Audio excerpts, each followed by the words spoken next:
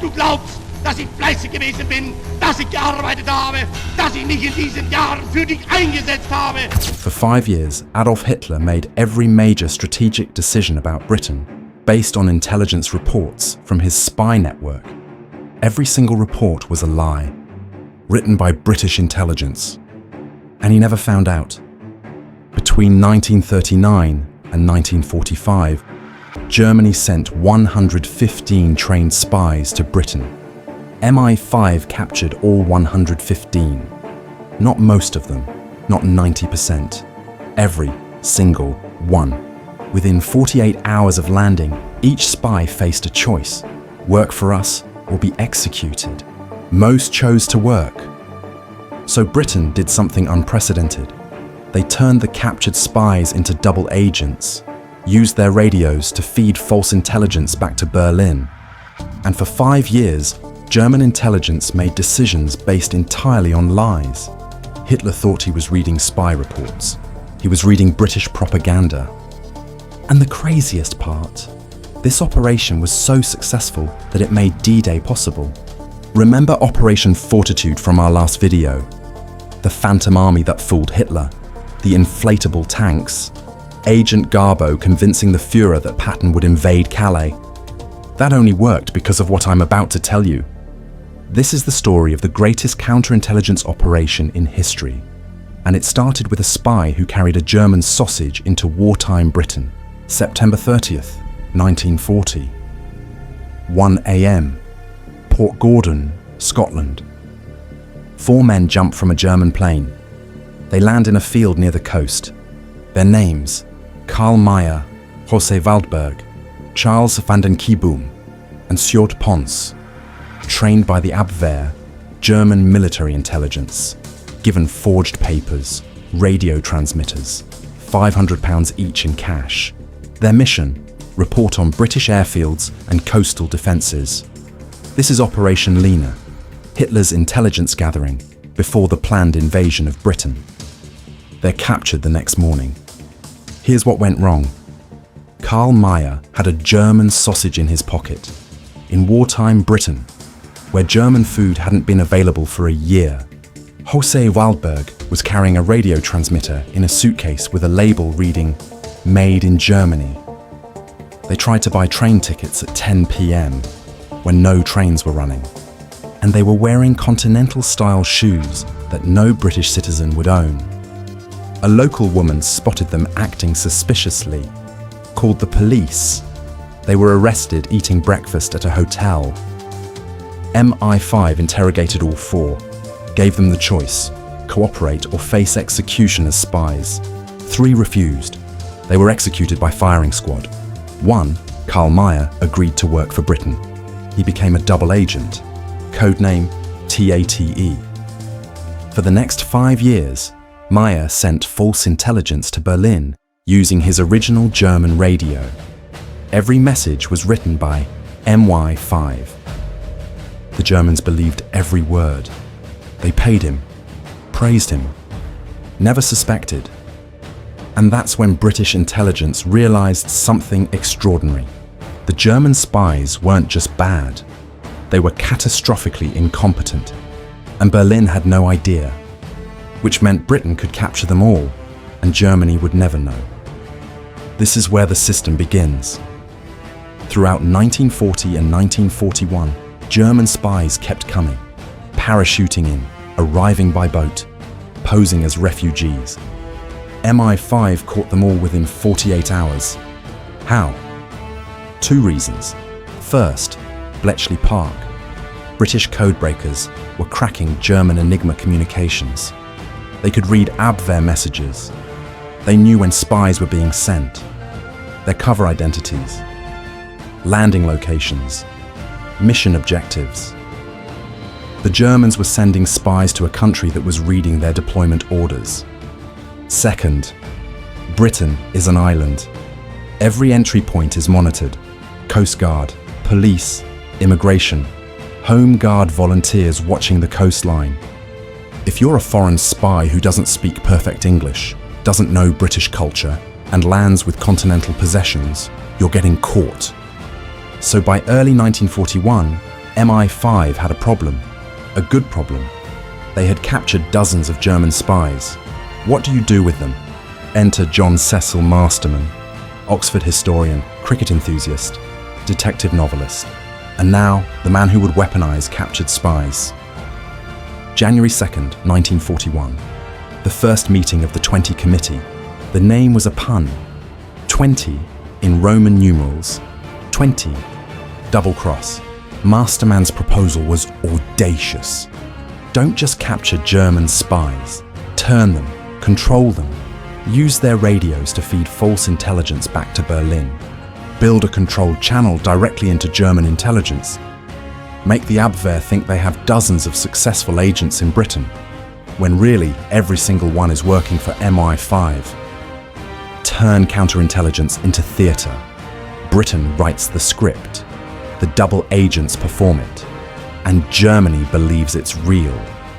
But here's the challenge. If you're going to lie to the enemy for years, every lie has to be consistent. One contradiction, and the whole operation collapses.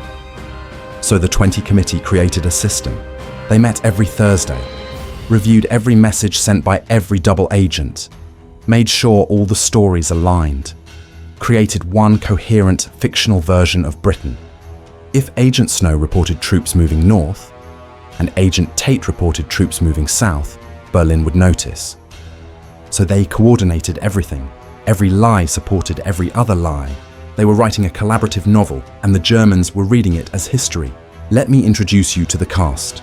First, Duško Popov, codename TRICYCLE, Serbian playboy, lawyer. So charming that Ian Fleming used him as part of the inspiration for James Bond. The Abwehr recruited Popov in 1940. He immediately contacted British intelligence and volunteered to be a double agent. For 5 years, he lived in luxury, funded by German intelligence, while feeding them carefully crafted lies. In August 1941, the Germans sent Popov to the United States with a questionnaire. One section asked detailed questions about Pearl Harbor, defenses, ship locations, patrol patterns. Popov delivered it to the FBI, warned them. When the Germans ask detailed questions about something, they're planning to attack it. J. Edgar Hoover ignored him, thought Popov was unreliable. 4 months later, Pearl Harbor was destroyed. The FBI didn't trust Popov, but British intelligence knew. The questions reveal the target. That's why the double agent system was so valuable. You don't just control what the enemy knows, you learn what they're planning by what they ask. Next, Roman Garbo Czerniawski, codename BRUTUS, Polish Air Force officer, ran a resistance network in occupied France, over 100 agents gathering intelligence on German positions. November 1941. The Gestapo captured him, arrested his entire network. The Gestapo gave him a choice: work for Germany or watch your friends be executed one by one. Garbo Czerniawski agreed. He'd spy for Germany in Britain. The moment he landed in Britain, literally the moment, he went straight to MI5. "I'm a German spy," he told them. "I agreed to save my friends. I want to work for you." For the next 3 years, BRUTUS sent false intelligence to Berlin. The Germans considered him one of their most reliable agents. His Gestapo handlers thought he was their greatest success story. He was fighting them the entire time. Then there's Arthur Owens, codename SNOW, Welsh businessman, greedy, unreliable, probably only loyal to money. He was Britain's first double agent. Started working for both sides even before the war began. Through SNOW, MI5 began testing the system, feeding false information about British defences, bomb damage assessments, troop movements, and the Germans believed it, paid him, requested more intelligence. That's when MI5 knew, this can work. We can control what Germany knows about Britain. But the star of the entire operation, you already know him, Juan Pujol Garcia, Agent Garbo, the Spanish bookkeeper who started with a travel guidebook and a blue guide to Britain. who created 27 fictional sub-agents, who convinced Hitler that D-Day would hit Calais instead of Normandy. Garbo was so good that by 1944, German intelligence rated him their most valuable agent in Britain. They had no idea he was inventing everything. His entire spy network was fiction, all 27 agents, every report, every detail, and the Germans paid him, praised him. Hitler personally authorized the Iron Cross for him. Garbo wasn't just part of the double-cross system. He was proof that the system had evolved beyond captured spies. Britain was now creating spies out of thin air, and Germany couldn't tell the difference. Here's how it actually worked. Step 1. Capture a spy, usually within 24 to 48 hours. Step 2. The offer. Work for us or be executed as a spy. Choose. Step 3. Training. MI5 taught double agents how to sound authentic, how to ask for money, keeping Berlin invested, how to delay responses naturally. Step 4.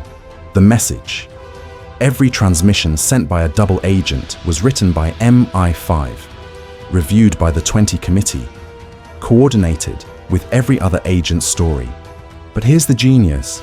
The messages had to be mostly true. If you send only lies, the enemy realizes you're compromised. So, IE5 developed a formula. 90% of the intelligence was true, but useless. Old information, public knowledge, details that didn't matter. 10% was false, but critical. Wrong invasion dates, fake troop locations, misleading strategic assessments. The Germans would verify the true information. It checked out. So they trusted the lies. It's like mixing poison into food. If most of the meal is good, you don't taste the poison until it's too late.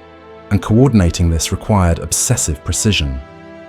Every Thursday, the 20 Committee met, reviewed every pending message, every agent's cover story, every detail. If TATE reported a new airfield in Scotland, Brutus had to know about it. If Garbo's fictional agent 7-4 reported troops in Dover, TRICYCLE had to confirm them when asked. If Snow mentioned bomb damage in Liverpool, newspaper reports had to match. One inconsistency, and Berlin would know something was wrong. So they built an entire fictional Britain. Consistent, believable, wrong. And by 1944, they'd been running this operation for 5 years without a single mistake. Which brings us to the most important deception of the war, Operation Fortitude, the Phantom Army. Britain built fake tanks, fake airfields, fake radio traffic, all pointing to an invasion at Calais instead of Normandy. But visual deception alone wouldn't convince Hitler.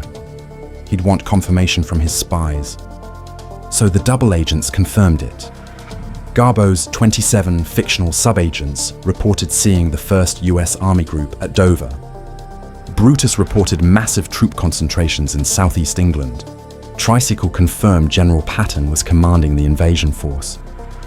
German intelligence cross-referenced these reports with aerial reconnaissance, radio intercepts, captured documents. Everything matched perfectly because MI5 had spent 5 years teaching the Germans to trust their British spy network. Now, when it mattered most, that trust would kill them. June 6, 1944. Allied troops storm Normandy. Hitler's generals scream at him, "Send the panzers! Normandy is under attack." Hitler refuses. No, this is the diversion. Patton hasn't attacked yet. The real invasion is coming at Calais. And where did Hitler get that information? From Garbo. On June 9th, 3 days after D-Day, Garbo sent an urgent message to Berlin. My agents confirm Normandy is a diversion. Fusag has not yet been committed. The main invasion will strike Pas-de-Calais within days. Berlin responded, "Your reports are invaluable. We are acting on this intelligence immediately." The 15th Army, 19 divisions, 150,000 men, stayed at Calais. The 1st SS Panzer Division sat 100 miles from Normandy and didn't move for a full day.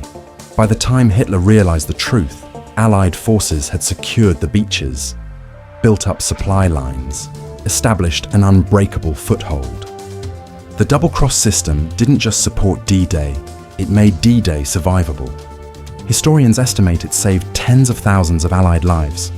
And Hitler never knew, never suspected, never questioned whether his spy network had been compromised.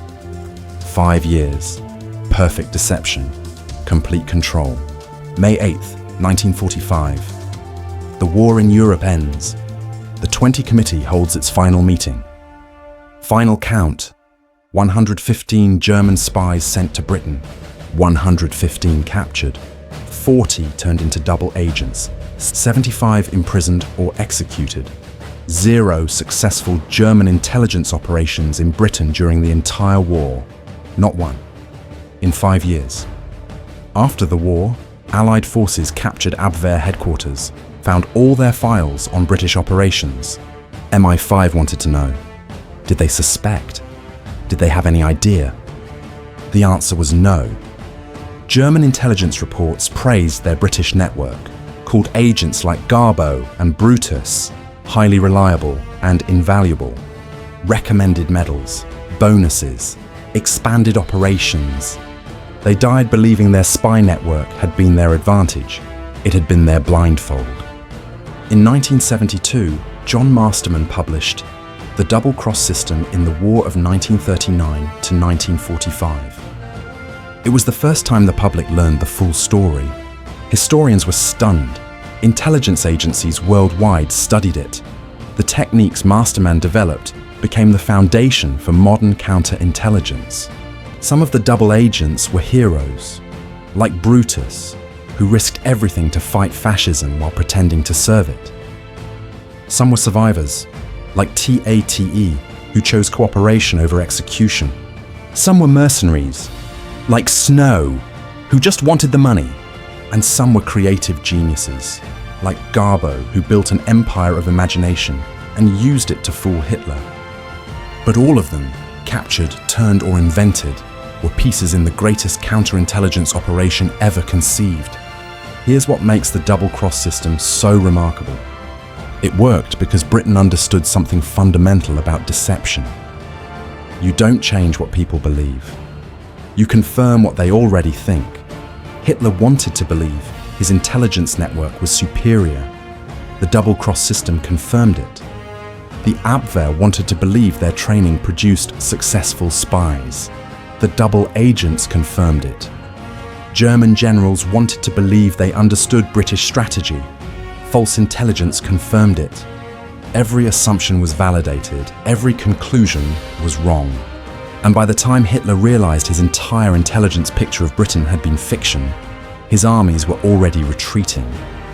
The British didn't just win the intelligence war, they won it so completely that Germany never knew they'd lost it.